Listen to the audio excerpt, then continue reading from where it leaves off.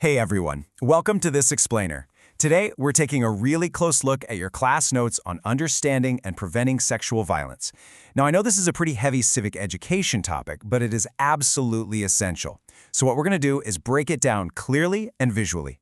The goal here is to make this material super easy for you to understand and revise. Let's just dive right in. All right, so here's our game plan. We've got 5 clear topics to cover today. What is rape? The types of sexual assault, the underlying causes, the effects, and finally, solutions to the problem. Starting with Section 1. What is rape? Defining the offense. So, the most crucial point to understand right from the start is that this is a fundamental human rights violation, and it's defined entirely by the absence of explicit, clear, and voluntary consent. Basically, it involves sexual intercourse, or really any form of sexual penetration that's carried out against a person's will. Without that clear, voluntary agreement, it is a severe criminal offense. No gray area. And that brings us to a really vital concept from your notes regarding consent. You know, there are actually 4 specific states where agreement is absolutely impossible, making any act non-consensual by default. A person simply cannot legally give consent if they are underage, asleep, unconscious, or heavily under the influence of drugs or alcohol. If any of those 4 conditions are met, consent literally does not exist. Okay, moving on to Section 2, types of sexual assault, and categorizing the violence. Now, we need to completely dismantle the myth that this crime only ever happens with total strangers in dark alleys. There are actually 5 main types outlined in your notes. First, yes, there is stranger rape, where the attacker is completely unknown. But second is acquaintance or date rape, which is committed by a friend, a classmate, or someone you're casually dating. Third, we have statutory rape, involving an underage individual, and that applies even if they seemingly agreed. Fourth is marital or spousal rape, involving non-consensual acts by a legal spouse. And finally, gang rape, which is an assault by 2 or more individuals acting together.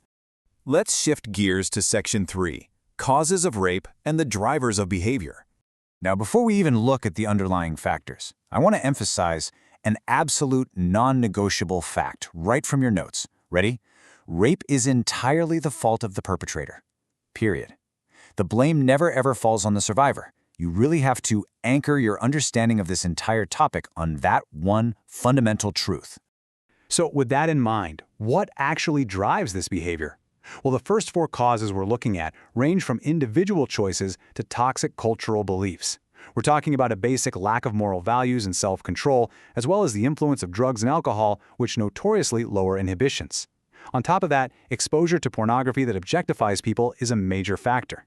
And we absolutely can't forget harmful cultural myths, things like beliefs promoting male dominance, or the completely false, ridiculous idea that what someone is wearing somehow justifies violence. The other 4 causes highlight broader systemic and psychological issues. You've got peer pressure from violent groups like gangs or cults.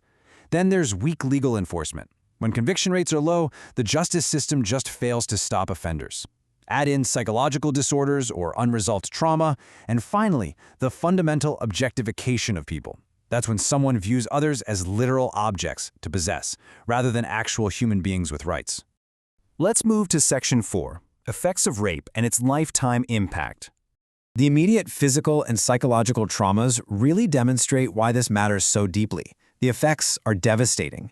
We're talking severe psychological trauma, like PTSD and depression. There's also direct physical injury from the violence itself, alongside a terrifyingly high risk of STIs, HIV, and unwanted pregnancies. But you know, it goes way beyond just the physical trauma.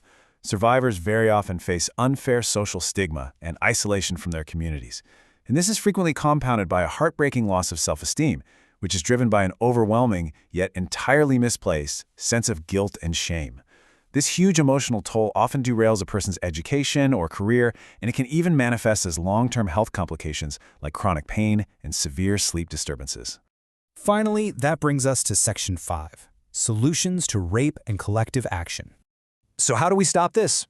Well, eradicating this violence requires real, positive action on multiple fronts.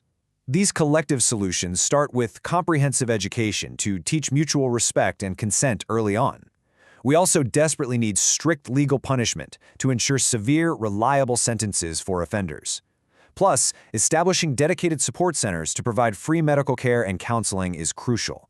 alongside massive public awareness campaigns aimed at finally stopping victim blaming. And there's more we can do. Parental and family guidance is absolutely necessary to instill respect right from childhood. We also need to advocate for the regulation of substance abuse to control illicit drugs and alcohol. Enhanced community security is vital too. Think better street lighting and more patrols. And crucially, we have to encourage immediate reporting by creating safe, fully confidential channels to law enforcement. All right, as we wrap up this explainer, I want to leave you with a pretty important question to reflect on. How will you use this knowledge to respect boundaries, challenge those harmful myths, and actively help eradicate sexual violence in your own community? Remember, understanding this material is about so much more than just passing an exam. It's about protecting fundamental human rights. Thanks so much for joining me today, and keep learning.